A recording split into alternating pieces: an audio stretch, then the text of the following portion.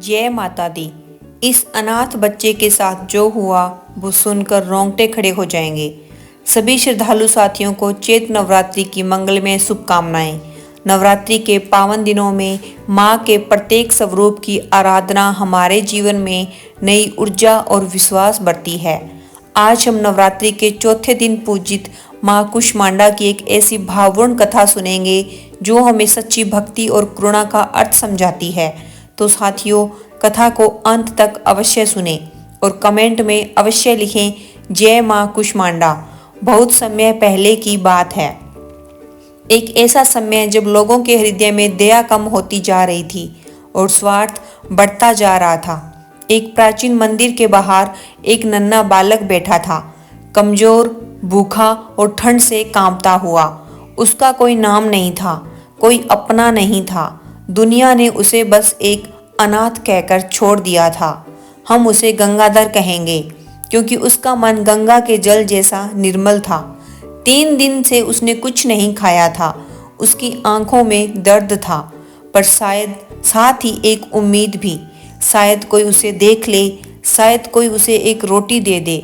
मंदिर के अंदर भजन, आरती और जयकार गूंज रही थी, जय माँ कुष्मांडा। पर बाहर बैठा गंगाधर उस दुनिया से अलग था। कुछ दिन पहले उसने मंदिर में जाने की कोशिश की थी, पर उसे धक्का देकर बाहर निकाल दिया गया। दूर हट, अपशगुनी। उस दिन के बाद उसने मंदिर के अंदर जाने की हिम्मत नहीं की। उस शाम ठंडी हवाएं चल रही थी। गंगाधर बहुत कमजोर हो चुका था। उसने धीमी आवाज में कहा, माँ, मुझे एक लड्डू दे दो, बहुत भूख लगी है। उसकी यह मासूम पुकार सीधे माँ तक पहुंची। देवी माँ ने देखा, अंदर लोग भक्ति कर रहे थे, पर बाहर एक बच्चा भूखा तड़फ रहा था। उनका हृदय करुणा से भर गया और तभी एक दिव्य स्त्री का रूप लेकर माँ स्वयं धरती पर आई। वह स्त्री बहुत सुंदर थी, आंखों में ममता, चेहरे पर शांति। वह सीधे गंगाधर के पास आई, धीरे से उसके सिर पर हाथ रखा और बोली, बेटा, भूख लगी है। गंगाधर कुछ बोल नहीं पाया, बस सिर हिला दिया। स्त्री ने अपने आंचल से एक लड्डू निकाला और उसके हाथ में रख दिया। गंगाधर ने जैसे ही लड्डू खाया, उसे लगा जैसे केवल पेट ही नहीं, उसका दिल भी भर गया। वह मिठास साधारण नहीं थी, वह माँ के प्रेम की मिठास थी। उसकी आंखों में आंसू आ गए।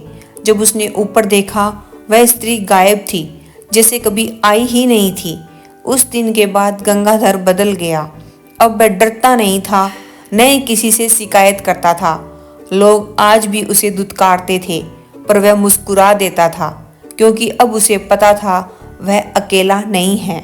माँ हमेशा उसके साथ है। उसके अंदर एक अटूट विश्वास जन्म ले चुका था।